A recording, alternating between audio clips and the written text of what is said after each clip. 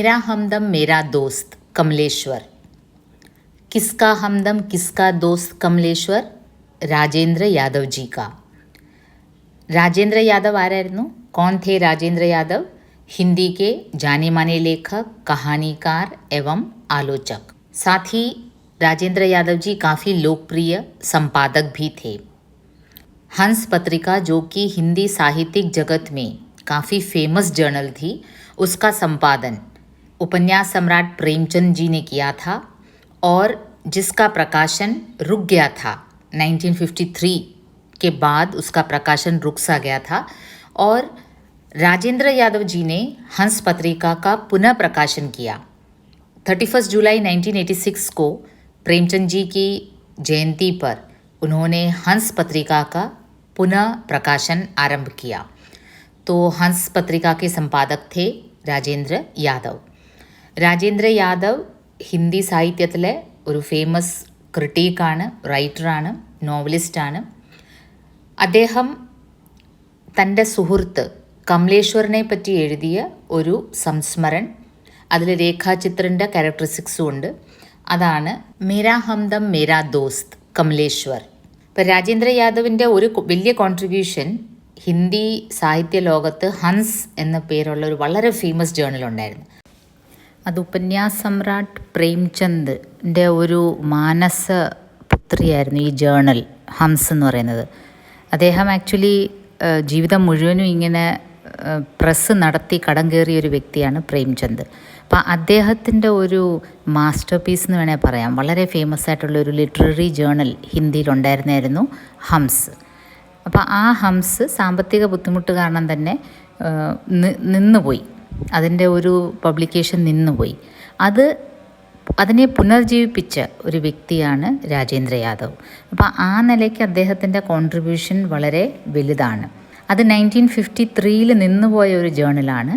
അതിനെ പിന്നീടൊരു പുനർജീവനം നൽകിയത് രാജേന്ദ്ര യാദവാണ് 1986 എന്ന് മാത്രമല്ല, പുനർജീവനം നൽകിയെന്ന് മാത്രമല്ല, ഒരു 27 ഇയേഴ്സ് ആ ഒരു പബ്ലിക്കേഷനുമായിട്ട് അദ്ദേഹം മുന്നോട്ട് നീങ്ങി. അപ്പോൾ അത് അദ്ദേഹത്തിൻ്റെ ഒരു വലിയ കോൺട്രിബ്യൂഷനാണ് ഹിന്ദി സാഹിത്യ ലോകത്ത്. നിങ്ങളുടെ ടെക്സ്റ്റിൽ മേരാ ഹംദം മേരാ ദോസ് കമലേശ്വർ അത് ഒരു രേഖാചിത്രമായിട്ടും എഴുതിയിട്ടുണ്ട്. ഇൻഡെക്സിലും അങ്ങനെ തന്നെ പറയുന്നത് അത് രേഖാചിത്രമാണെന്നാണ്. എങ്കിൽ ആ ചാപ്റ്ററിൻ്റെ ഇൻട്രോയിൽ അതൊരു സംസ്മരണമാണെന്നും പറയുന്നത്. അതുകൊണ്ട് തന്നെ അതൊരു ചെറിയ കൺഫ്യൂഷൻ ഉളവാകാം. വായിച്ച് നോക്കുമ്പോൾ നമുക്ക് ക്ലിയർ ആവും അത് ആക്ച്വലി ഒരു സംസ്മരണമാണ്, പക്ഷേ അതിൽ രേഖാചിത്രൻ്റെ ഗുണങ്ങളും ഉണ്ട്. അപ്പോൾ സംസ്മരൺ എന്താണ്? ഓർമ്മക്കുറിപ്പാണ്. സമ്യക് സ്മരൺ. നമ്മളൊരാളെ പറ്റി പൂർണ്ണമായിട്ടും നമ്മളൊരാളുമായിട്ട് ക്ലോസ് എന്തെങ്കിലും ഒരു പരിചയമുള്ള സ്ഥിതിക്ക് നമ്മൾ ആ വ്യക്തിയെ പറ്റി ഓർത്തെഴുതുന്ന ചില ഓർമ്മകളാണ് സംസ്മരൺ. അപ്പോൾ ഈ ഒരു സംസ്മരൺ ഒരു പ്രത്യേകത കൂടിയുണ്ട്. ഹിന്ദി ലിറ്ററേച്ചറിൻ്റെ ഒരു ഹിസ്റ്റോറിക്കൽ ഒരു ടൈം ഗ്രാഫ് എടുക്കുകയാണെങ്കിൽ ഒരു കാലഘട്ടത്തിൽ നയി കഹാനി ആന്തോലൻ എന്ന് പറഞ്ഞ ഒരു മൂവ്മെൻ്റ് ഉണ്ടായിരുന്നു ഹിന്ദി ലിറ്റററി ഫീൽഡിൽ. ആ സമയത്ത് 3 എഴുത്തുകാർ വളരെ സജീവമായിട്ട് ആ നയി കഹാനി ആന്തോലനുമായിട്ട് റിലേറ്റഡ് ആയിരുന്നു.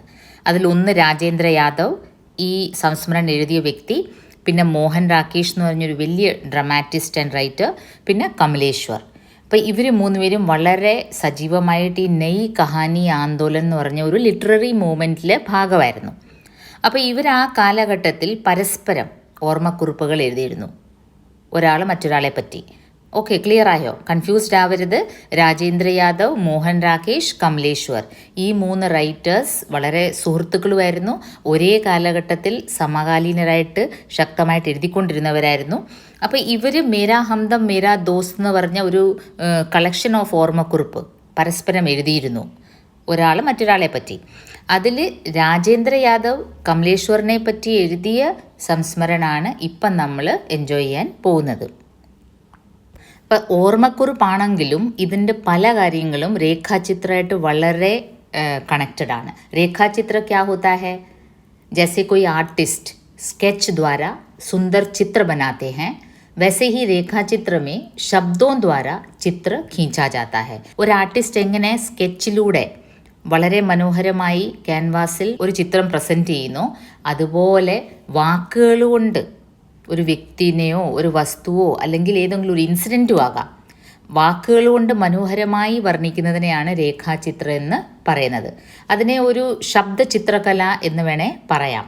तो रेखा चित्र क्या होता है? थोड़ी सी रेखाओं के द्वारा एक कुशल कलाकार जिस तरह सजीव चित्र की सृष्टि करता है, उसी प्रकार थोड़े से शब्दों में किसी व्यक्ति, घटना, स्थान या वस्तु को चित्रित कर देना रेखा चित्र कहलाता है.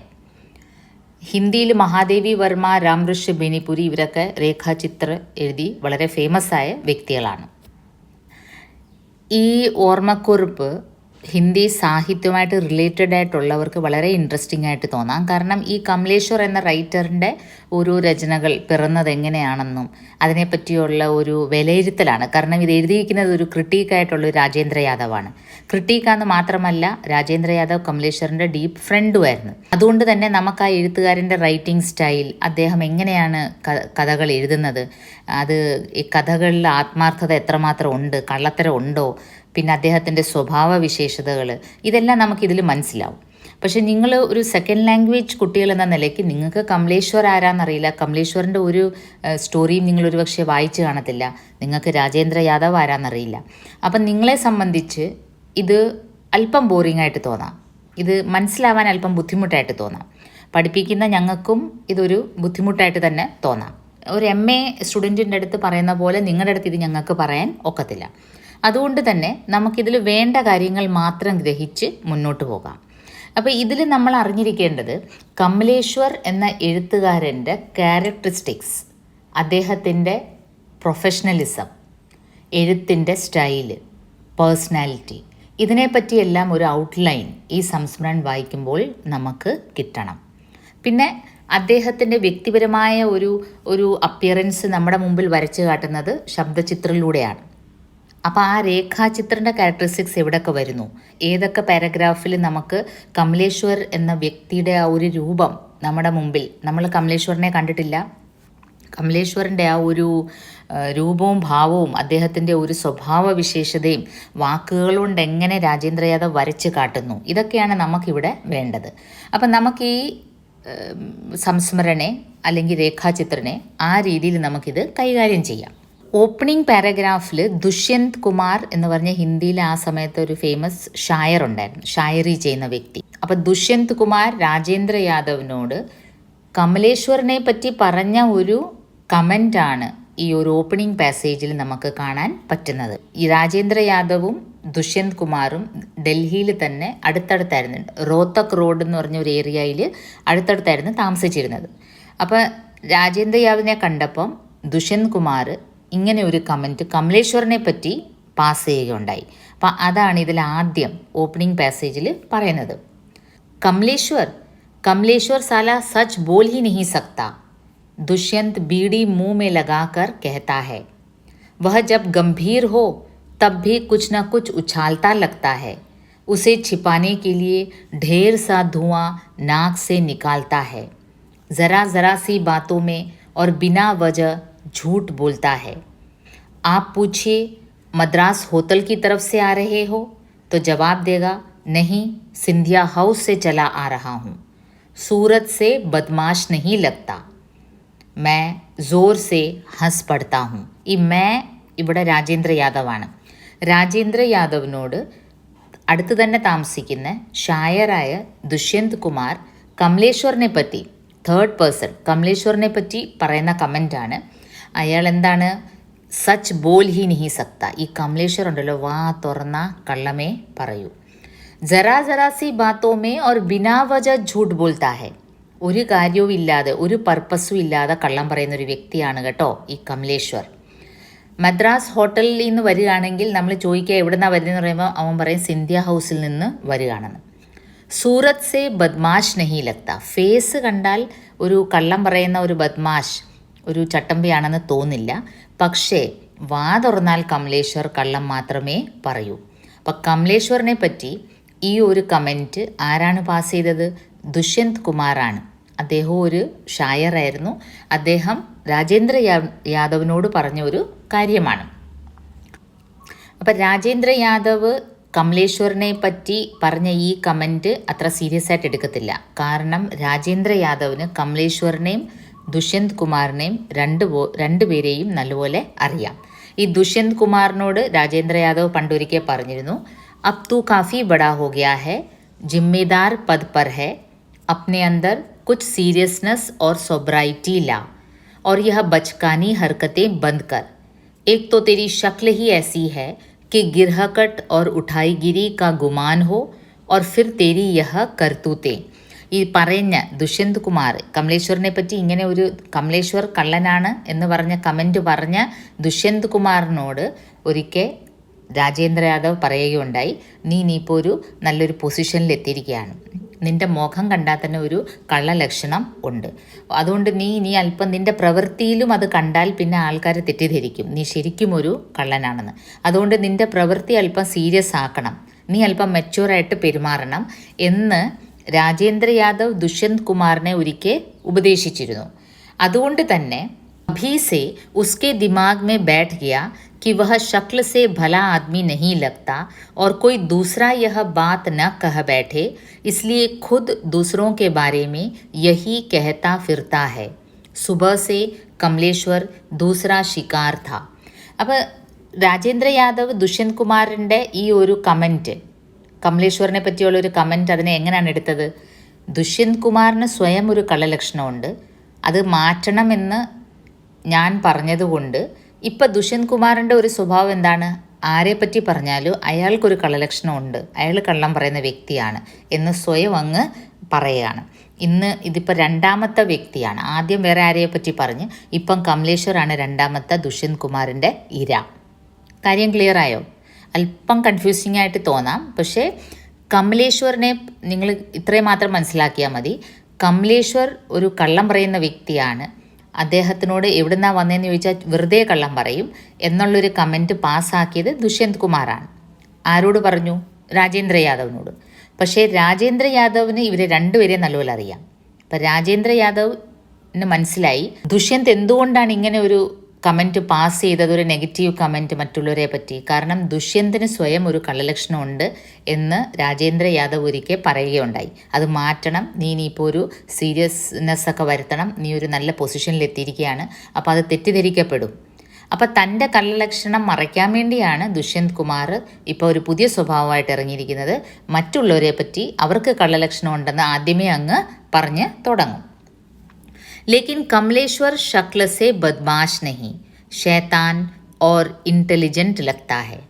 പക്ഷേ രാജേന്ദ്ര യാദവിൻ്റെ അഭിപ്രായത്തിൽ, ഈ ഓർമ്മക്കുറിപ്പ് എഴുതുന്നത് രാജേന്ദ്ര യാദവാണ്, അദ്ദേഹത്തിൻ്റെ അഭിപ്രായത്തിൽ കമലേശ്വർ ബദ്മാഷ് അല്ല, കമലേശ്വർ ഷക്ലസേ ബദ്മാഷ് നെഹി ലഗ്ത.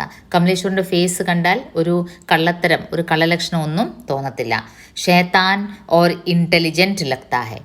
ബദ്മാഷാന്ന് തോന്നത്തില്ല, പക്ഷേ അല്പം മിസ്ചീവിയസ് ആണ്, ഇൻ്റലിജൻ്റ് ആണ് എന്നുള്ളൊരു ഫീലിംഗ് കമലേശ്വറിൻ്റെ മുഖം കാണുമ്പോൾ നമുക്ക് മനസ്സിലാവും. हो सकता है दुष्यंत ने कमलेश्वर को कैदियों वाली उस पोशाक में देखकर ऐसा कहा हो जिसे वह गर्व से नाइट ड्रेस कहता है, या इलाहाबाद में अश्क जी के यहाँ उमेश की शादी पर उसे बाकायदा साबुन और ब्रश लेकर मेरी और राकेश की हजामत बनाते देख लिया हो. അപ്പോൾ ഈ ഒരു കമലേശ്വറിൻ്റെ ഓരോ പ്രത്യേകതകൾ, ഈ കമലേശ്വറിൻ്റെ ക്യാരക്ടറിൻ്റെ ഓരോ പ്രത്യേകതകൾ ഓർമ്മക്കുറിപ്പിൽ ഇങ്ങനെ അഴിഞ്ഞഴിഞ്ഞ് വരികയാണ്. ദുഷ്യന്തിന് ഇങ്ങനെ തോന്നാൻ കാരണം ഒരുപക്ഷെ കമലേശ്വർ ഒരു നൈറ്റ് ഡ്രസ്സ് എന്നും പറഞ്ഞൊരു വല്ലാത്തൊരു ഈ പ്രിസണേഴ്സൊക്കെ ഇടുന്ന പോലത്തെ ഒരു ഡ്രസ്സ് ഇടുമായിരുന്നു. അത് സ്ഥിരം ഇടുമായിരുന്നു കമലേശ്വർ. അത് ആ വസ്ത്രം ഇട്ട് ദുഷ്യന്ത് ഒരുപക്ഷെ കാണാനിടയായി കാണും. അതുകൊണ്ട് തന്നെ ദുഷ്യന്തിന് തോന്നിക്കാണും അയാളൊരു കള്ളനാണെന്ന്. അത് മാത്രമല്ല, അഷ്ക് ജി കി ഘർമേ, അഷ്ക് ഉപേന്ദ്രനാഥ് അഷ്ക് എന്ന് പറഞ്ഞൊരു റൈറ്ററാണ്, ഹിന്ദിയിലെ ഫേമസ്. അദ്ദേഹത്തിൻ്റെ വീട്ടിൽ ഒരു വിവാഹ ചടങ്ങിന്, ഉമേഷിൻ്റെ കല്യാണ സമയത്ത് ഈ കമലേശ്വർ രാജേന്ദ്ര യാദവിൻ്റെയും മോഹൻ രാകേഷിനെയും ഷേവ് ചെയ്തുകൊണ്ടിരിക്കുന്ന ഒരു സീൻ ഒരുപക്ഷെ ദുഷ്യന്ത് കുമാർ അന്ന് കാണാനിടയായി. അപ്പോൾ ഇത് കമലേശ്വറിൻ്റെ ഒരു പ്രത്യേകതയാണ്. കമലേശ്വർ ഒരു വലിയ റൈറ്ററായിരുന്നു, പക്ഷേ തൻ്റെ സുഹൃത്തുക്കൾക്ക് വേണ്ടി ഷേവ് ചെയ്ത് കൊടുക്കുന്ന ഒരു വിനയം കമലേശ്വറിന് ഉണ്ടായിരുന്നു. അതുപോലെ അദ്ദേഹത്തിൻ്റെ നൈറ്റ് ഡ്രസ്സ് ഒരു പ്രിസണേഴ്സിൻ്റെ ഒരു റോബ് പോലെ, പ്രിസണേഴ്സിൻ്റെ ഒരു വസ്ത്രം പോലെയായിരുന്നു തോന്നിയിരുന്നത്. അപ്പോൾ ഇങ്ങനത്തെ ഒക്കെ ഒരു റൈറ്ററിൽ നിന്ന് പൊതുവേ നമ്മൾ പ്രതീക്ഷിക്കുന്നില്ല. വേറെ സുഹൃത്തുക്കൾക്കായാൽ പോലും ഷേവ് ചെയ്ത് കൊടുക്കുക, അതും പബ്ലിക് പ്ലേസിൽ. പബ്ലിക് പ്ലേസ് എന്ന് വെച്ചാൽ ഒരു ഫംഗ്ഷൻ നടക്കുന്ന ഒരു വീട്ടിൽ, ഒരുപാട് പേര് കാണാനിടയുള്ള ഒരു സ്ഥലത്ത്. അപ്പോൾ ഇങ്ങനെ ഒരു സിറ്റുവേഷനിൽ ദുഷ്യന്ത് കുമാർ ഒരുപക്ഷെ കമലേശ്വറിനെ കണ്ടു കാണും. അതുകൊണ്ടാണ് അദ്ദേഹത്തിന് തോന്നിയത് വോ ഏക് ബദ്മാഷ് ലഗ്താ ഹൈ. ലേക്കിൻ മൂലതഃ കമലേശ്വർ ബദ്മാഷ് നഹി, ദുഷ്ട് യാനി മിസ്ചീവിയസ് അധിക് ഹൈ. നോക്കൂ, ഇതെല്ലാം കമലേശ്വറിൻ്റെ പ്രത്യേകതകളാണ്. അദ്ദേഹം വളരെ മിസ്ചീവിയസ് ആണ്, കുസൃതിത്തരം കാണിക്കുന്ന ഒരു വ്യക്തിയാണ്. ഷീൻ കാഫ് സെ ദുരുസ്ത് तलफुस साफ और तराशी हुई संतुलित आवाज़, बात को निहायत प्रभावकारी तरीके से कहने की कला, पतले पतले होंठ, तीखे और फोटोजेनिक नक्श, सांवला रंग और शातिर आँखें, लगता है जैसे आप सचमुच किसी समझदार आदमी से बातें कर रहे हैं. ഈ വരികളാണ് വാക്കുകൾ കൊണ്ട് എങ്ങനെ കമലേശ്വറിനെ വരച്ച് കാട്ടുന്നത്. അതാണ് രേഖാചിത്രൻ്റെ ഒരു പ്രത്യേകതകളാണ്. എന്തൊക്കെയാണ്? ഷീൻ കാഫ് സെ ദുരുസ്ത് തൽഫുസ്, സാഫ് और तराशी हुई संतुलित आवाज़, बात को निहायत प्रभावकारी तरीके से कहने की कला, पतले पतले ओंठ, तीखे और फोटोजेनिक नक्श. വളരെ ഷാർപ്പ് ഫീച്ചേഴ്സാണ്. വാക്കുകൾ വളരെ ആലോചിച്ച് പ്രയോഗിക്കുന്ന ഒരു സന്തുലിത് ആവാസ്, സാംല രംഗ് और शातिर आँखें, മാ നിറമാണ്, और शातिर आँखें, लगता है जैसे आप सचमुच किसी समझदार आदमी से बातें कर रहे हैं. അദ്ദേഹത്തിൻ്റെ ആ ഒരു പ്രത്യേകതകൾ, അദ്ദേഹത്തിൻ്റെ മുഖത്തിൻ്റെയും അദ്ദേഹത്തിൻ്റെ കമലേശ്വറിൻ്റെ ആകമൊത്തം അപ്പിയറൻസ് കണ്ടാൽ നമുക്ക് തോന്നും आप किसी समझदार आदमी से बातें कर रहे हैं.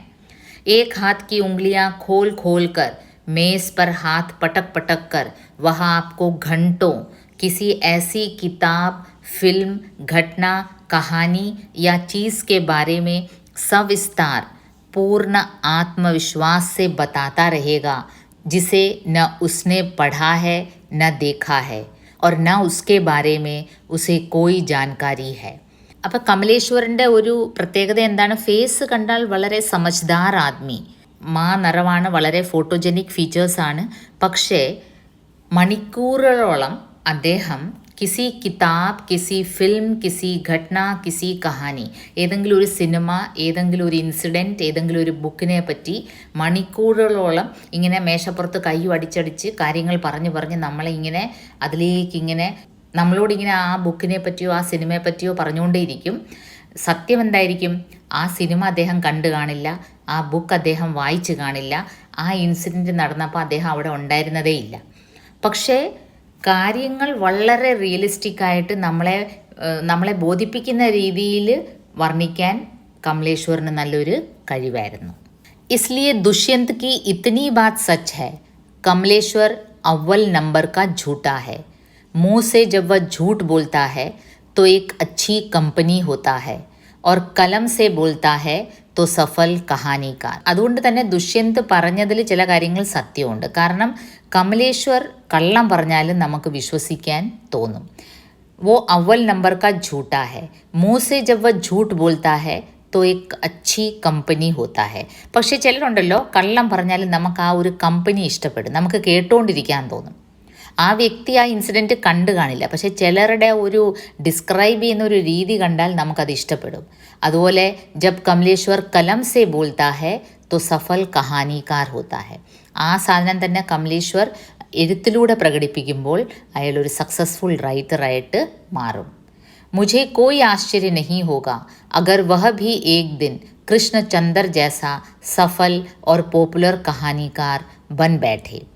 എനിക്ക് ഒരു അതിശയവും ഇല്ല, ഒരിക്കൽ കമലേശ്വർ കൃഷ്ണചന്ദ്രനെ പോലെ വളരെ ഫേമസ് പോപ്പുലർ കഥാകാരനാകും. എനിക്ക് ഒരു അതിശയവും ഇല്ല, ഒരു ദിവസം കമലേശ്വർ കൃഷ്ണചന്ദ്രനെ പോലെ വളരെ ഫേമസും പോപ്പുലറും ഒരു കഥാകാരനാകും.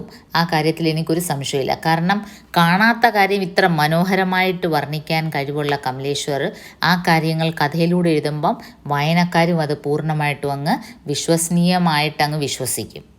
വായനക്കാരും അത് പൂർണ്ണമായിട്ടങ്ങ് ആസ്വദിച്ച് വിശ്വസിക്കും. രാജേന്ദ്ര യാദവ് പറയുന്നത് കള്ളം പറയുന്ന എല്ലാ വ്യക്തികൾക്കും നല്ല സക്സസ്ഫുൾ റൈറ്റേഴ്സ് ആവാൻ ഒക്കില്ല. കാരണം എഴുത്തിൽ ഒരുപാട് ഇമാജിനേഷൻ ഉണ്ടല്ലോ, എല്ലാം റിയാലിറ്റി അല്ലല്ലോ നമ്മൾ എഴുതുന്നത്. അപ്പോൾ ഫിക്ഷൻ എഴുതുമ്പം നമ്മൾ ഇമാജിനേഷൻ യൂസ് ചെയ്യും, പക്ഷേ അത് സക്സസ്ഫുള്ളി വായനക്കാർക്ക് വിശ്വസനീയമായി തോന്നുന്ന രീതി വേണം എഴുതാൻ. ഹർ झूठा और पढ़ा लिखा आदमी कहानीकार नहीं हो सकता, वरना आज सारे के सारे प्रयागवासी कवि आलोचक कहानीकार हो गए होते. എല്ലാ കള്ളം പറയുന്ന എല്ലാം ഉടായിപ്പ് പറയുന്നവരും നല്ല എഴുത്തുകാരാവില്ല. അല്ലെങ്കിൽ പിന്നെ പ്രയാഗിലെ ആൾക്കാരെല്ലാം, എൻ്റെ നാട്ടുകാരെല്ലാവരും അങ്ങനെ കള്ളത്തരം പറയുന്നവരാണ്. പക്ഷേ കമലേശ്വറിനെ പോലെ നമുക്ക് വിശ്വസനീയമായി തോന്നണം. ഒരു പുസ്തകം വായിച്ചിട്ടില്ല, പക്ഷേ ആ പുസ്തകത്തെ പറ്റി വിവരിക്കുന്ന കേട്ടാൽ കേൾക്കുന്ന ആർക്കും തോന്നത്തില്ല ഇദ്ദേഹം കള്ളം പറയുവാണെന്ന്. ഇദ്ദേഹം ആ പുസ്തകം വളരെ നല്ലപോലെ വായിച്ചിട്ടുള്ളൊരു വ്യക്തിയാണെന്നേ നമുക്ക് തോന്നുള്ളൂ. हाँ, हर कहानीकार को कहीं न कहीं झूठ को साधना ज़रूर पड़ता है. यह न हो तो उसकी कला और फोटोग्राफी में फ़र्क करना मुश्किल पड़ जाए. ഫോട്ടോഗ്രാഫിയിൽ എന്താണ്, നമ്മൾ ഉള്ളതുപോലെയാണ് ക്യാപ്ചർ ചെയ്യുന്നത്. പക്ഷേ കഥാകാരൻ എപ്പോഴും എന്തെങ്കിലും കൂട്ടിച്ചേർക്കേണ്ടി വരും. ലേക്കിൻ കമലേശ്വർ നെ झूठ को ആദത്ത് ബനാ ലിയാ ഹെ. പക്ഷേ കമലേശ്വർ വെറുതെ കള്ളം പറയുന്ന ഒരു ശീലം കമലേശ്വറിന് ഒരു ഹാബിറ്റായിട്ട് മാറിയിരിക്കുകയാണ്. അപ്പോൾ ചുരുക്കം പറഞ്ഞാൽ തുടക്കത്തിൽ ദുഷ്യന്ത് കുമാർ പറഞ്ഞതിൽ സത്യവും ഉണ്ട്. കമലേശ്വർ വെളിയിൽ നിന്ന് കണ്ടാൽ ഒരു ബദ്മാഷായിട്ട് തോന്നുന്നില്ല എങ്കിലും കള്ളം പറയുന്ന ശീലം കമലേശ്വറിന് വെറുതെ കള്ളം പറയുന്ന ഒരു ശീലം കമലേശ്വറിന് ഉണ്ടായിരുന്നു. मेरा व्यक्तिगत परिचय कमलेश्वर से उन दिनों हुआ जब दुष्यंत, मार्कंडेय और कमलेश्वर का त्रिशूल त्रिवेणी का त्रास बना हुआ था. इन तीनों में सबसे छोटे कद के साफ कुर्ता पजामा पहने लड़के से लगने वाले कमलेश्वर को ही मैंने सबसे अधिक जिंदादिल वार्तालापकर्ता के रूप में पाया. आज जैसी टेढ़ी और सीआईडी इंस्पेक्टर वाली शातिर निगाहें तब उसके पास नहीं थी और देखने में മാസൂം ലഗ്താ ഥാ. അപ്പം ഞാൻ ആദ്യം കമലേശ്വറിനെ കണ്ടപ്പം കമലേശ്വർ വളരെ ചെറുപ്പപ്രായത്തിലാണ് ഞാൻ കണ്ടത്. കുർത്ത പൈജാമയൊക്കെ ഇട്ട് ഒരു കൊച്ചു പയ്യൻ്റെ ഒരു ലുക്ക് വരുന്ന രീതിയിലുള്ള കമലേശ്വർ ആയിരുന്നു ഞാൻ ആദ്യം പരിചയപ്പെട്ടപ്പം എനിക്ക് കാണാനിടയായ കമലേശ്വർ. അദ്ദേഹം വളരെ ജിന്ദാദിൽ വാർത്താലാപ്കർത്തായിരുന്നു, വളരെ ആക്റ്റീവായിട്ട് സംസാരിക്കുന്ന ഒരു വ്യക്തിയായിരുന്നു. ഇന്നത്തെ പോലെ കുറച്ചുകൂടെയൊക്കെ പ്രായമായപ്പം ഒരു CID ഇൻസ്പെക്ടറിൻ്റെ ഒരു നോട്ടമാണ് കമലേശ്വറിന് ഇന്ന്. പക്ഷേ പ്രായമായപ്പോൾ ഇച്ചിരി മെച്യൂറായപ്പോൾ അന്നതില്ലായിരുന്നു. ചെറുപ്പത്തിൽ വളരെ നിഷ്കളങ്കനായിട്ടുള്ള ദേഖ്നേമേ കേസെ ലഗ്താ ഥാ മാസൂം ലഗ്താ ഥാ, വളരെ നിഷ്കളങ്കനായിട്ടുള്ളൊരു പയ്യനായിട്ടായിരുന്നു അന്ന് എനിക്ക് തോന്നിയിരുന്നത്. ലേക്കിൻ ബഹുത് he Hasir Jawab, pour മസാഖ്, സമസ്ദാർ or തേസ് വഹ തബ് ഭി ഥാ. അന്നും വളരെ സ്മാർട്ടായിട്ട് പെട്ടെന്ന് കാര്യങ്ങൾ പറയുന്നതും പെട്ടെന്ന് എല്ലാവരെയും ചിരിപ്പിക്കുന്ന ഒരു വ്യക്തിയായിരുന്നു കമലേശ്വർ. അപ്പോൾ കമലേശ്വറിൻ്റെ അന്നത്തെ ഒരു എല്ലാവരെയും ചിരിപ്പിക്കുന്നതും പെട്ടെന്ന് ഒരു ജോക്ക് പറയുന്നതും സാഹചര്യങ്ങളനുസരിച്ച് ഉയരുന്ന ഒരു സിറ്റുവേഷൻ ഇവിടെ ഈ പാസേജിൽ പറയുന്നുണ്ട്. भूतपूर्व आलोचक और नई कविता के शास्ता कवि को दिल्ली रेडियो ने कुछ अपेक्षाकृत और भी नए कवियों के साथ बुक कर लिया था. അപ്പോൾ ഒരു ഇൻസിഡൻറ്റ് പറയുകയാണ്, പേര് പറയുന്നില്ല. ഒരു ക്രിട്ടിക്, ഹിന്ദിയുടെ ഒരു പോയറ്റും ക്രിട്ടിക്കും അദ്ദേഹത്തിന് ഡൽഹി റേഡിയോ ഒരു പ്രോഗ്രാമിന് ക്ഷണിച്ചു. അപ്പോൾ അദ്ദേഹത്തിൻ്റെ കൂടെ, അദ്ദേഹം വളരെ ഫേമസ് ഒരു ക്രിട്ടിക്കായിരുന്നു, പേര് ഇവിടെ പറയുന്നില്ല, മെൻഷൻ ചെയ്യുന്നില്ല. അപ്പോൾ അദ്ദേഹത്തിൻ്റെ കൂടെ വേറെ ചില ഉയർന്നു വരുന്ന കവികളെയും കൂടെ ആ റേഡിയോ പ്രോഗ്രാമിന്, ഒരേ പ്രോഗ്രാമിന് വിളിച്ചു. അപ്പോൾ ഈ ഒരു മുതിർന്ന എഴുത്തുകാരന് അതത്ര ഇഷ്ടപ്പെട്ടില്ല. തൻ്റെ പ്രസ്റ്റീജിനെ, ഈ അത്ര അറിയപ്പെടാത്ത പോയറ്റ്സിൻ്റെ കൂടെ ഡൽഹി റേഡിയോ ഒരു പ്രോഗ്രാമിന് വിളിച്ചത് അദ്ദേഹത്തിന് തീരെ ഇഷ്ടപ്പെട്ടില്ല. इसलिए जब प्रोग्राम के बाद वे बाहर निकले तो निहायत भन्नाए हुए थे. चेहरा उतरा हुआ और पांव लड़खड़ाए हुए सीधे स्टेशन की सवारी लेकर इलाहाबाद का टिकट लेने को उतारू. रेडियो और गैर रेडियो के ये लोग दुनिया भर की टीका टिप्पणियाँ करते हुए पार्लियामेंट स्ट्रीट पर चले आ रहे थे, लेकिन कवि जी एकदम चुप. അപ്പോൾ ആ പ്രോഗ്രാം കഴിഞ്ഞപ്പം എല്ലാവരും വെളിയിലിറങ്ങി, എല്ലാവരും നല്ല സംസാരിച്ചുകൊണ്ട് വരികയായിരുന്നു. പക്ഷേ ഈ ഒരു മുതിർന്ന എഴുത്തുകാരന് മുഖത്ത് ആ ഒരു നീരസം പ്രകടമായിരുന്നു. കാരണം അയാളുടെ സ്റ്റാറ്റസിനൊപ്പം ഉള്ള ഒരു എഴുത്തുകാരുടെ കൂട്ടത്തിലല്ല ഈ റേഡിയോ അയാളെ വിളിച്ചത്.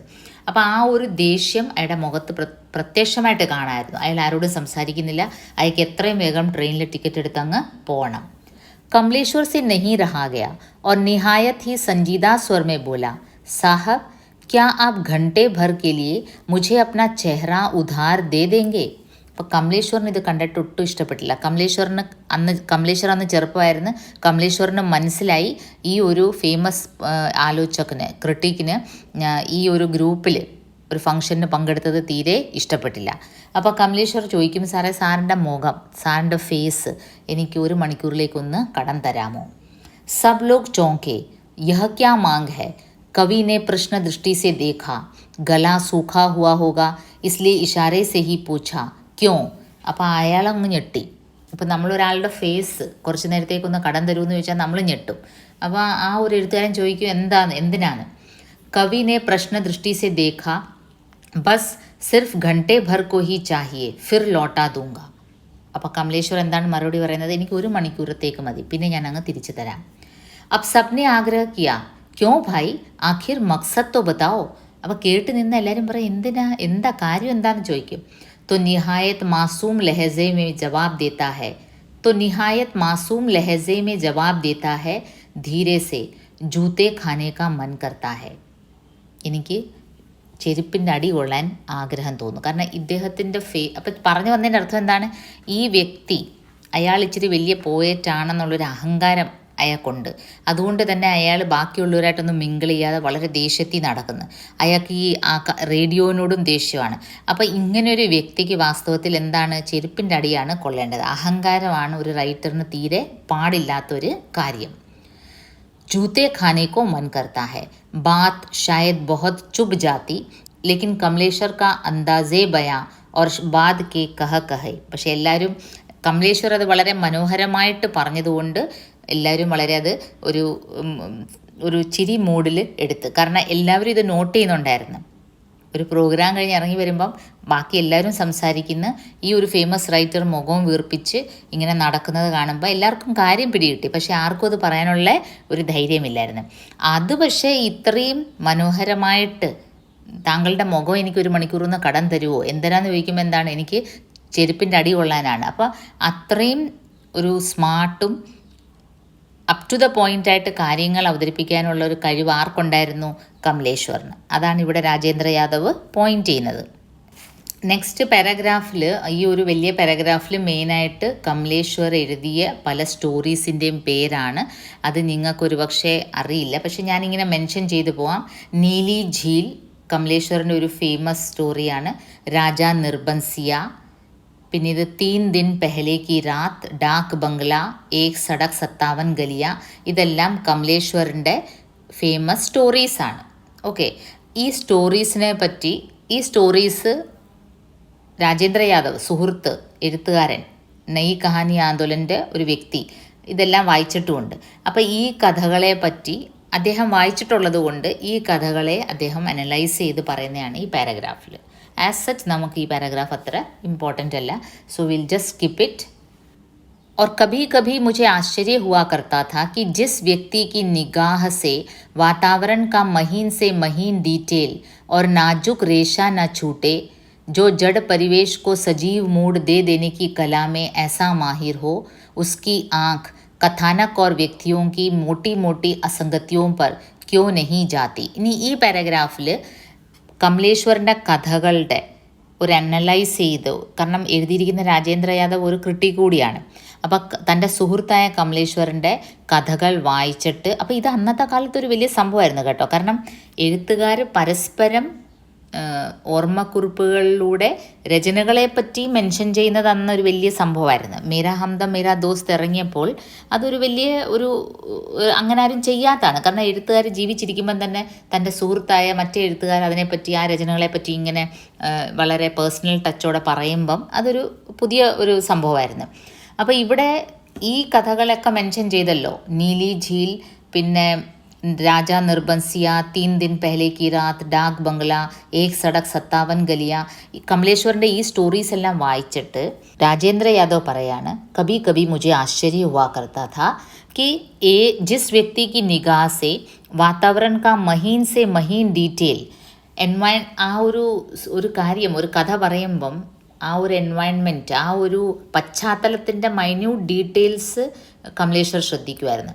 പക്ഷേ ചില സ്ഥലങ്ങളിൽ, കഥകളിൽ ആ വ്യക്തികളുടെ ക്യാരക്ടേഴ്സിൻ്റെ മൈന്യൂട്ട് ഡീറ്റെയിൽസ് ചിലപ്പം കമലേശ്വർ അത്ര നല്ലപോലെ പറയാറില്ല. അപ്പോൾ ഈ കഥകളുടെ ഒരു നെഗറ്റീവ് പോയിൻ്റാണ് ഇതിലൂടെ അദ്ദേഹം പറയുന്നത്. मुझे लगता है कि कमलेश्वर का यही कॉन्फिडेंस उसे खुशफहमी देता रहा है कि सामने वाला उसकी मनगढ़ंत कहानी को सिर्फ इसलिए गले उतारता जाएगा कि कमलेश्वर को बहुत आत्मविश्वास, खूबसूरत ज़बान और सही हाव भाव के साथ बात को कहने की कला आती है. അപ്പോൾ ഇപ്പം നമ്മൾ ഈ കമലേശ്വർ ഒരു കഥ എഴുതുകയാണ്, കശ്മീരിലെ ഒരു സിറ്റുവേഷനെ പറ്റി എഴുതുകയാണെങ്കിൽ അവിടുത്തെ മഞ്ഞ് പെയ്യുന്നതും അവിടുത്തെ മല പ്രദേശങ്ങളെ പറ്റിയും അവിടുത്തെ ആൾക്കാരെ പറ്റിയൊക്കെ വളരെ മൈന്യൂട്ടായിട്ട് കമലേശ്വർ ഡിസ്ക്രൈബ് ചെയ്യും. ആസ് ഇഫ് കമലേശ്വർ അവിടെയൊക്കെ പോയിട്ടുണ്ട്. പക്ഷേ കമലേശ്വർ കശ്മീരിൽ ഒരിക്കലും പോയി കാണില്ല. അതുകൊണ്ട് തന്നെ ഈ ഒരു കമലേശ്വറിൻ്റെ എഴുത്തിൻ്റെ ഈ ഒരു കോൺഫിഡൻസാണ് ആൾക്കാർക്ക് ആ കഥകളിലേക്ക് ആൾക്കാർക്ക് വായിക്കുന്നവർക്ക് ആ ഒരു കഥകൾ വിശ്വസനീയമായിട്ട് തോന്നുന്നത്. ജിന്ദഗി ഹോ യാ കല, सेकंड हैंड अनुभवों पर जीना उस समय बहुत भारी पड़ जाता है जब अपने पास उन्हें पचा सकने लायक शक्ति न हो. അപ്പം ലൈഫായാലും അത് കല ആയാലും സെക്കൻഡ് ഹാൻഡ് ഇൻഫർമേഷനിൽ മാത്രം ഒരു വ്യക്തിക്ക് ഒരുപാട് നാൾ ജീവിക്കാൻ ഒക്കത്തില്ല. കാരണം നമുക്ക് എത്ര നമ്മൾ പൊലിപ്പിച്ച് പറഞ്ഞാലും ചില കാര്യങ്ങൾ അതിൽ തെളിഞ്ഞ് വരും. दूसरों की तरह कमलेश्वर ने भी लेखक प्रकाशक बनकर अपना व्यक्तित्व खड़ा करना चाहा था, बिना अपनी और अपने साथियों की एक निष्ठता को तोले हुए. അപ്പോൾ ആ ഒരു കാലഘട്ടത്തിൽ പല റൈറ്റേഴ്സും പബ്ലിഷർ ആവാനും ശ്രമിച്ചിട്ടുണ്ട്. കാരണം റൈറ്റിങ്ങിൽ അന്നൊന്നും വലിയ സാമ്പത്തിക നേട്ടമൊന്നും ഒരു കഥ എഴുതിയെന്നും പറഞ്ഞ് വലുതായിട്ടൊന്നും കിട്ടത്തില്ലായിരുന്നു. അപ്പോൾ എഴുത്തുകാർക്ക് അവർക്ക് ജീവിക്കണമെങ്കിൽ ഒരു പബ്ലിഷറായിട്ടൂടെ, നമ്മളിപ്പോൾ ഈ സിനിമ ആക്ടേഴ്സ് പ്രൊഡ്യൂസേഴ്സ് ആവുന്ന അങ്ങനത്തെ ഒരു റോള് റൈറ്റേഴ്സ് അന്ന് പ്ലേ ചെയ്യുമായിരുന്നു. അപ്പോൾ കമലേശ്വറും അങ്ങനെ ഒരു ശ്രമം നടത്തിയിരുന്നു, ഒരു പബ്ലിഷർ ആവാനുള്ളത്, एक प्रकाशक बनने की. उसी तरह सेकंड हैंड अनुभवों पर शुरू की कुछ कहानियाँ लिखने की गलती भी उसने की थी. और चूँकि ये सारी कहानियाँ वे हैं जिन पर अपने समय में काफ़ी पुष्पवर्षा हुई है, इसलिए मैं जानता हूँ कि कमलेश्वर अपने उसी शातिर अंदाज में कहेगा. അപ്പോൾ ആ ഒരു കാലഘട്ടത്തിൽ കമലേശ്വർ കുറേ സ്റ്റോറീസ് സെക്കൻഡ് ഹാൻഡ് ഇൻഫർമേഷനിലും എഴുതിയിരുന്നു. കാരണം കൂടെ നടക്കുന്ന രാജേന്ദ്ര യാദവ്, സുഹൃത്തായ രാജേന്ദ്ര യാദവിനറിയാം ഇതെല്ലാം അദ്ദേഹത്തിന് നേരിട്ട് അനുഭവമുള്ള കാര്യങ്ങൾ അല്ല, ചുമ്മാ ഉടായിപ്പാണ്. കാരണം കഥ എഴുതാൻ വേണ്ടി അങ്ങ് എഴുതുകയാണ്. അപ്പം നമ്മൾ അതിനെപ്പറ്റി ചോദിച്ചാൽ നീ എന്തിനാണ് ഇത്രയും തള്ളുന്നത്, അങ്ങനെ ചോദിക്കുകയാണെങ്കിൽ സുഹൃത്തെന്ന രീതിയിൽ നമ്മൾ ചോദിക്കുമ്പം അദ്ദേഹം എന്താണ് മറുപടി പറയുന്നത്? यहाँ तो प्यारे एक कहानी लिखते हैं और साल भर को निश्चिंत हो जाते हैं. जब तक उस कहानी का घाव ठंडा होता है तब तक अगले साल फिर एक लिख देते हैं. तुम सब साले यानी मैं और राकेश इसलिए तो कुड़ते हो कि इसकी हर कहानी क्यों झंडे गाड़ती चलती है. നമ്മളിപ്പം കമലേശ്വരനോട് ചോദിക്കുകയാണ്, എടാ നീ എന്തിനാ ഇത്രയും തള്ളുന്നത്, നീ അല്പം കുറച്ചെഴുത്, നീ നിമിഷത്തിനൊക്കെ ഇങ്ങനെ കഥകൾ എഴുതി തള്ളുവാണല്ലോ. അപ്പോൾ കമലേശ്വർ തിരിച്ച് ഞങ്ങളോട് എന്ത് ചോദിക്കും? നിങ്ങളാണേ വർഷത്തിലാകെ ഒരു കഥയാണ് എഴുതുന്നത്, അത് കഥ എഴുതി അതിൻ്റെ ഒരു ആവേശം ഒരു വർഷം വരെ നിങ്ങൾ വെച്ചേക്കും. പക്ഷേ എന്നെ സംബന്ധിച്ച് അങ്ങനെയല്ല, ഞാൻ ഇങ്ങനെ എഴുതിക്കൊണ്ടേ ഇരിക്കും. അപ്പോൾ പല പ്രാവശ്യവും ഞങ്ങൾ കാണുന്നത് ഇവനിങ്ങനെ തള്ളി എഴുതുന്നത് ഫേമസും ആവുന്നുണ്ട്. അപ്പം ഞങ്ങൾക്ക് ശരിക്കും പറഞ്ഞാൽ അല്പം അസൂയയും അതിശയവും ഒപ്പം തോന്നും, എങ്ങനെ ഈ വ്യക്തിക്ക് ഇങ്ങനെ ചുമ്മാതിങ്ങനെ കഥകൾ എഴുതാൻ പറ്റും. ഇനിയുള്ള ഈ കാര്യങ്ങൾ കമലേശ്വർ എന്ന റൈറ്ററിൻ്റെ ഒരു പേഴ്സണൽ സ്വഭാവം കാണിക്കുകയാണ്. അത് വളരെ ഇൻട്രസ്റ്റിംഗ് ആണ്, നോക്കാം. इसका कमरा क्या है? अच्छा खासा वेटिंग रूम है, कोई ना कोई बैठा ही रहता है. അപ്പോൾ നമ്മൾ സാധാരണ പ്രതീക്ഷിക്കുന്നത് എഴുത്തുകാർ കഥ എഴുതണമെങ്കിൽ വളരെ സീനിക് ബ്യൂട്ടിയുള്ള, ആരും ശല്യപ്പെടുത്താത്ത ഒരു സ്ഥലത്തിരുന്ന് എഴുതണം, എന്നാലേ എഴുത്ത് വരുള്ളൂ, ഭാവന ഇങ്ങനെ വരുള്ളൂ. പക്ഷേ കമലേശ്വർ ടോട്ടലി ഡിഫറെൻറ്റ് പേഴ്സൺ ആയിരുന്നു. അയാളുടെ വീട് എങ്ങനെയായിരുന്നു? എപ്പം നോക്കിയാലും ഒരു വെയിറ്റിംഗ് റൂമിൻ്റെ ഒരു ഫീലിംഗ് ആയിരുന്നു. കാരണം ആരെങ്കിലും അദ്ദേഹത്തിനെ കാണാൻ വന്നിരിക്കും. कोई ना कोई बैठा ही रहता है. എപ്പോൾ ചെന്നാലും കമലേശ്വറിൻ്റെ വീട്ടിൽ ആരെങ്കിലും കാണും. और हांडी जैसी एस्ट्रे में चार मीनार झाड़ते हुए आप प्रवचन पिला रहे होते हैं. कभी कभी वेटिंग रूम एक ऐसी धर्मशाला में बदल जाता है जहाँ खाना कपड़ा से लेकर हजामत का सामान, जूता और जेब खर्च सभी कुछ बिना ऑब्लिगेशन मिलता हो. പിന്നെ അദ്ദേഹത്തിൻ്റെ ഒരു പേഴ്സണൽ റൂം എങ്ങനെയായിരുന്നു, ഒരു വെയിറ്റിംഗ് റൂം പോലെയായിരുന്നു. ചില സമയത്താണെങ്കിൽ ഷേവ് ചെയ്യുന്ന സാധനം അവിടെ കിടക്കുന്നു, പൈസ ഇവിടെ കിടക്കുന്നു, വരുന്നവർക്ക് അതൊക്കെ ഉപയോഗിക്കാം, ഒരു റെസ്ട്രിക്ഷനും ഇല്ല. അപ്പം അത്രയ്ക്കൊരു കോമൺ സ്പേസിലിരുന്നായിരുന്നു കമലേശ്വർ എഴുതിയിരുന്നത്. അവരുമായിട്ട് സംസാരിക്കുന്നു. അപ്പോൾ ഇത്രയൊക്കെ ആയിട്ടും ലൈഫ് ഇങ്ങനെ പോകുന്നെങ്കിലും കഥകൾ ഇങ്ങനെ ഇറങ്ങിക്കൊണ്ടേയിരിക്കുന്നു. അത് കാണുമ്പം ബാക്കിയുള്ളവർക്ക് വളരെ അതിശയം തോന്നും. और ये जो हजामत का सामान, जूता, जेब खर्च, പോക്കറ്റ് മണി എല്ലാം ബിനാ ഓബ്ലിഗേഷൻ മിൽത്താ ഹോ, ഒരു തടസ്സവും ഇല്ല, ഒരു കടപ്പാടും തോന്നണ്ട. അവിടെ പൈസ കിടപ്പുണ്ട്, അവിടെ വരുന്നവർക്ക് അതും എടുക്കാം, അവിടെ ഷേവിങ് ക്രീമുണ്ട്, ഷേവിങ് സെറ്റുണ്ട്, യൂസ് ചെയ്യാം. അപ്പോൾ അങ്ങനത്തെ ഒരു ആകെക്കൂടെ ഒരു വല്ലാത്തൊരു സിറ്റുവേഷനിലാണ് കമലേശ്വർ എഴുതിയിരുന്നത്. और गुसल खाना साफ करने वाला जमादार भी बिना किसी दुविधा संकोच के सिगरेट या ब्लेड खुद निकाल लेना अपना अधिकार मानता है. അതുപോലെ അവിടെ വാഷ്റൂം ക്ലീൻ ചെയ്യാൻ വരുന്ന വ്യക്തിയാണെങ്കിൽ പോലും കമലേശ്വറിൻ്റെ സിഗരറ്റ് പാക്കറ്റിൽ നിന്ന് സിഗരറ്റ് എടുക്കുന്നത് അയാൾ വളരെ ലാഘവത്തോടെയും ഒരു അധികാരഭാവത്തിലെടുക്കും. കാരണം അത്രയ്ക്ക് ക്ലോസ് ആണ് കമലേശ്വർ എല്ലാവരോടും, അത്രയ്ക്ക് ഫ്രീഡം കൊടുത്തിരിക്കുകയാണ് കമലേശ്വർ. मैं इन मामलों में कुछ फ्यूडल हूँ और ये बातें मेरा मूड ख़राब कर देती हैं. അപ്പം രാജേന്ദ്ര യാദവ് പറയുന്നത്, എനിക്ക് വാസ്തവത്തിൽ ഞാൻ വീട്ടിൽ ഇങ്ങനെ ഒന്നും വഴിയെ പോകുന്നവരൊന്നും എൻ്റെ സിഗരറ്റ് എടുക്കുമോ, എൻ്റെ ഷേവിങ് ബ്ലേഡ് എടുക്കുമോ, ഇതൊന്നും എനിക്ക് ഇഷ്ടമുള്ള കാര്യമല്ല. ഞാൻ ആ കാര്യത്തിൽ അല്പം ഫ്യൂഡൽ സിസ്റ്റമാണ്. ലേക്കിൻ കമലേശ്വർ അങ്ങനെയല്ല. ഉസ്കാ वो क्या है, औरों को सुविधा जुटाने में कमलेश्वर का बड़प्पन तृप्त होता है और धर्मशाला के यात्रियों के बीच निहायत इत्मीनान से औंधा लेटा अपनी बेहद सधी खूबसूरत हैंडराइटिंग में किसी कहानी को पहली और अंतिम बार लिख रहा होता है. उसकी यह शांति और एकाग्रता मुझे जलाकर खाक कर देती है. ഇത്രയും തിരക്കിൻ്റെ ഇടയ്ക്ക് കുറേ ആൾക്കാർ വെയിറ്റ് ചെയ്തിരിക്കുന്നു, ഇടയ്ക്ക് കുറേ പേര് സംസാരിക്കുന്നു. ഇവരുടെ എല്ലാവരുടെയും ഇടയ്ക്ക് ഇവരെല്ലാവരെയും എൻ്റർടൈൻ ചെയ്തുകൊണ്ട് തന്നെ കമലേശ്വർ ചില സമയത്ത് അവിടെ ഇങ്ങനെ വളരെ കോൺസെൻട്രേഷനോടുകൂടി തൻ്റെ ഭംഗിയുള്ള ഹാൻഡ് റൈറ്റിങ്ങിൽ ഏതെങ്കിലും ഒരു കഥ എഴുതുകയായിരിക്കും. അത് പെഹലി ഓർ അന്തിം ബാർ, അതിന് റീറൈറ്റിംഗ് ഒന്നുമില്ല. കമലേശ്വർ എഴുതുന്നത് വളരെ മനോഹരമായ ഹാൻഡ് റൈറ്റിങ്ങിൽ ആ കഥ ഫൈനൽ പ്രിൻ്റ് ആയിരിക്കും എഴുതുന്നത്. അത് കാണുമ്പം അദ്ദേഹത്തിൻ്റെ ഈ ഒരു ശാന്തി ഓർ ഏകാഗ്രത, ഇത്രയും തിരക്കിൻ്റെ ഇടയ്ക്ക്, ഇത്രയും ബഹളത്തിൻ്റെ ഇടയ്ക്ക് ആ ഒരു കോൺസെൻട്രേഷനിൽ കഥ എഴുതുന്ന കാണുമ്പം മേ ജൽക്കർ ഖാക്ക് ഹോ ജാത്താ ഹൂँ, ഞാനങ്ങ് അസൂയ കൊണ്ടങ്ങ് കത്തിച്ചാമ്പലാവും. ആരാണ്? രാജേന്ദ്ര യാദവ്. കാരണം എനിക്കിങ്ങനെ എഴുതാനേ പറ്റില്ല, എനിക്ക് ആരുടെയും ശല്യം പാടില്ല, എനിക്ക് ഇങ്ങനത്തെ ഒരു സിറ്റുവേഷനിൽ എഴുതുന്ന കാര്യം ചിന്തിക്കാനേ വയ്യ. ഇനി അഥവാ ഞാൻ എഴുതിയാൽ തന്നെ ഒരുപാട് വെട്ടും കുത്തും കാണും. പക്ഷേ കമലേശ്വറിന് അങ്ങനെയല്ല, വളരെ ശാന്തി ഓർ ഏകാഗ്രത സേ വോ ലിഖ്താ ഹെ. അപ്പോൾ ഇത് കമലേശ്വറിൻ്റെ ഒരു ക്യാരക്ടറിസ്റ്റിക്സിൻ്റെ ഒരു എടുത്തു പറയേണ്ട ഒരു കാര്യമാണ്. കാരണം എന്താണ്, ദൂസറോं की तकलीफ देख कर, മറ്റുള്ളവർക്ക്, പാവപ്പെട്ടവർക്ക്, സാധാരണക്കാർക്ക് എല്ലാവർക്കും ഒരു ഫ്രീഡം അദ്ദേഹം കൊടുക്കും. പിന്നെ വീട്ടിൽ എല്ലാവർക്കും ഓപ്പൺ ഡോർസ് എല്ലാവർക്കും വേണ്ടി തുറന്നിട്ടിരിക്കുകയാണ്. ആർക്കും എപ്പം വേണേലും വരാം, എന്ത് വേണമെങ്കിലും എടുത്തുകൊണ്ട് പോവാം. ഈ സിറ്റുവേഷനിലും വളരെ കോൺസെൻട്രേഷനോടുകൂടി എഴുതാനുള്ളൊരു കഴിവ്, അത് കമലേശ്വറിൻ്റെ ഒരു പേഴ്സണൽ കഴിവാണ്. അത് കമലേശ്വറിൻ്റെ ഒരു എടുത്തു പറയേണ്ട ഒരു പേഴ്സണൽ കഴിവാണ്. ഇതിൻ്റെ അടുത്ത പാട്ടിൽ നമുക്കിതിൻ്റെ ബാക്കി കമലേശ്വറിൻ്റെ എഴുത്തിൻ്റെ പ്രത്യേകത, അദ്ദേഹത്തിൻ്റെ ഒരു പേഴ്സണൽ പ്രത്യേകത, അതെല്ലാം നമുക്ക് നോക്കാം. താമസിയാതെ അപ്ലോഡ് ചെയ്യാം. ഓക്കെ.